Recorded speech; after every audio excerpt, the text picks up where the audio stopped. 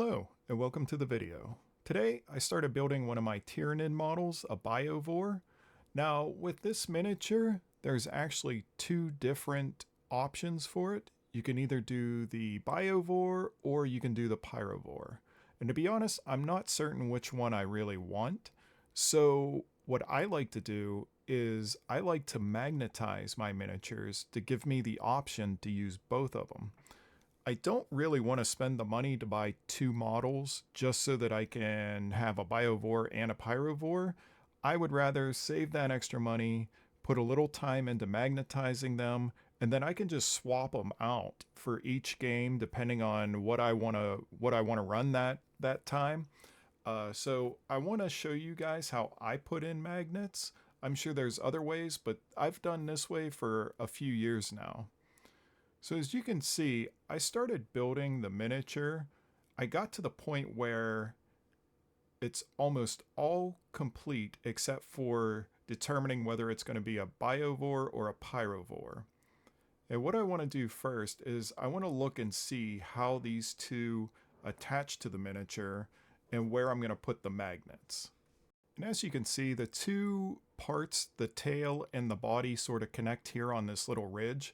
It just sort of sits on there. So I figured that that would be the place that the magnet's going to go, is right about there. So I'm going to start there, and then we're going to put a magnet into this part as well. And on the other cannon, we're just going to use the same spot. So let me show you some of the tools that you're going to need. First, you're going to need a hand drill. These are great for being precise about where you're putting the magnets. These are also really handy if you want to pin the models together, like put a paper clip in between two parts that aren't sticking together. The hand drill is also going to let you control the depth a lot better than using something like a Dremel. The Dremel is fantastic for speeding things up. You just have to be really, really careful with this because this is going to burn through the plastic like nobody's business. It's only going to take a very little touch with the Dremel here to get the area drilled out. So you want to be very, very careful with the Dremels if you're going to use it. And to be honest, I actually use the Dremel quite a bit just to speed things up. You're also going to want to pick up some of these rare earth magnets. Now here I have two different sizes, and I stuck them on my X-Acto blade just so that I wouldn't drop them. They're very small, and I could just see myself dropping them on the floor, and good luck finding them. But I really wish I had a size that was almost in between these two, because the small ones, they'll hold, but I think just one size up might have been a little bit better. But these magnets are fantastic. It is unbelievable how strong they are. So these are what we're going to use for this guy. Now, I did leave this part unglued because I thought it would be a lot easier to drill the tail without that hooked onto it first. So where the tail and the body connect, I'm going to start drilling my hole. And using this hand drill, this bit is way too small for the magnets that we're going to use. So I'm going to go ahead and use it just to put a pilot hole in so that I can better control when I go to a bigger bit where it's going to drill. You always want to be careful with these hand drills. Don't push too hard. There's a chance the bit could break and then it's going to go through your finger. So please be careful with all of these. But with these hand drills, you could just slowly start to turn them and it'll cut through this plastic fairly easy. So make sure you're not going in too rough or else you're going to go clear through the miniature. Now with the body, I'm going about the same spot where the magnets are going to connect, and I'm going to start drilling my other hole here to put the magnet. And just slowly turn it until you can feel it chewing through the plastic. It doesn't take very much at all. Now I'm going to need a bigger bit because these magnets are a little bigger than that hand drill, the hand drill bit.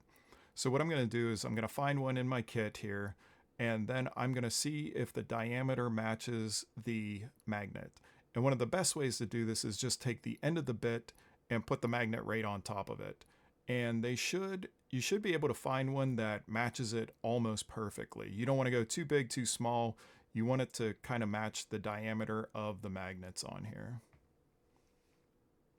And now this drill bit is going to be too big to use with the hand drill. So what I'm going to have to do is go to the Dremel. And as I said previously, please be careful if you're going to use a Dremel, because this is going to burn through that plastic in a blink of an eye.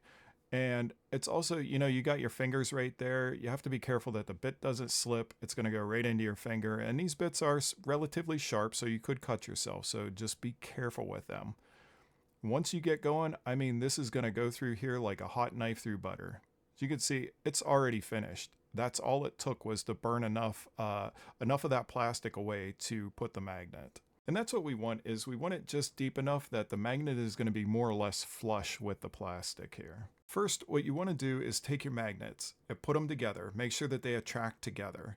And then what you're going to want to do is, on the ends that are facing away from each other, take a marker or a daub of paint and mark them. This way here you know which sides are going to get glued in. You don't want the polarities reversed, because then they're going to repel each other, and that's not going to work out for anybody. And then you got to try to dig out the magnets after they've been glued in. So what I like to do is I like to mark the sides that I want to glue into the plastic. Just want to put a tiny little daub of super glue into the hole. Just a little bit goes a long way. Don't get crazy with it. And then you're going to take your magnets, separate them, and put one of the magnets with the painted side down into the hole with the glue. The best thing to do is just to put the magnet into the hole the best you can, lay it beside it, and then use a non-metallic, something like the end of a paintbrush or a bamboo skewer or something like that. And even a toothpick would work. And then you can maneuver the magnet into the hole and get it to press down. You want to kind of try to push it down into that hole so that it sits flush with the plastic. You can always come back and clean these up a little bit later, like get any of the excess glue off. After looking at this cannon, I kind of realized that there's really no way to drill this. So what I needed to do was actually fill that hole. So I'm going to go ahead and use Milliput. Now you could use green stuff or any other kind of filling agent, but this Milliput is fantastic stuff. I mean, it dries rock hard. So, but it's kind of like silly putty whenever you're mixing the two sticks together. So it's almost like silly putty or bubble gum at this stage. But what I'm going to do is I'm just going to fill that hole full of this stuff, and then I'm going to push the magnet down in. And when this stuff dries, it's going, as I said, it's going to be super hard, and it's not going to let that magnet move anywhere. So we won't even have to glue this one. So I'm just going to stick a glob in there, and then I'm going to use an old paintbrush handle to just push it down and try to smooth it into that hole as much as I can. And once we get this kind of smoothed in there, we get the hole kind of packed up. We're going to do the same thing that we would do with the other magnets, is we're just going to push this magnet in and then push it down into the Milliput. And to check the polarities on this, what I do is once the body magnet is dried, I'll take this third magnet that I want to attach here and just set it onto the body magnet, make sure that they attract each other. And then again, I'm going to mark the side of the magnet that I want to glue down so that I know that they're not going to repel each other. And that's the side that I know I can push into this Milliput and glue it in there.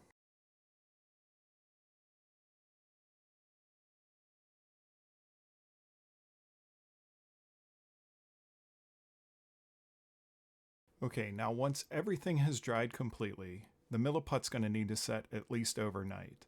We are going to take our pieces and try fitting them together. As you can see, I glued on the cannon to the tail, and we have our magnets on. We're going to push it in and make sure that it holds.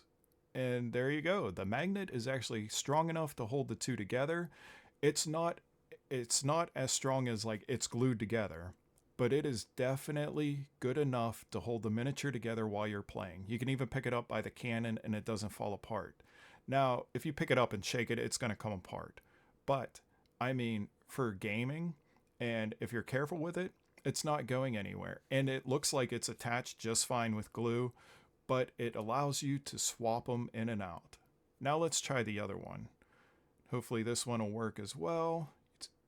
Push it on there. You see the magnet is in there. It's kind of messy. You can clean it up if you'd like. But as I said, it's not going to show anywhere. So I'm going to leave it as is. And as you can see, pushing them together, the tail and the cannon fits on great.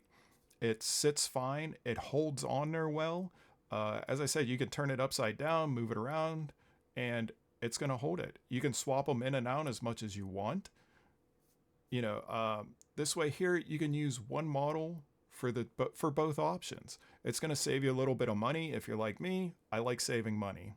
So, and I just like having the options of swapping them in and out. It's just my thing. I think it's well worth the time to just spend a few minutes to magnetize everything. And in fact, I actually magnetized a good many of my Space Marines. It took a little bit of time, but I love the option of swapping their weapons out. I like moving the poses. So you can see these are actually smaller magnets that I actually had, but they worked great for their arms. And I can give them bolt guns. I can give them the claws. I can give them power fists. There's a bunch of options. So I want to say thanks for watching. I hope that this video helps you. I hope that you will try to magnetize some of your miniatures. And if you have any questions, leave them in the comments below. And with that, I'll see you in the next one. Bye.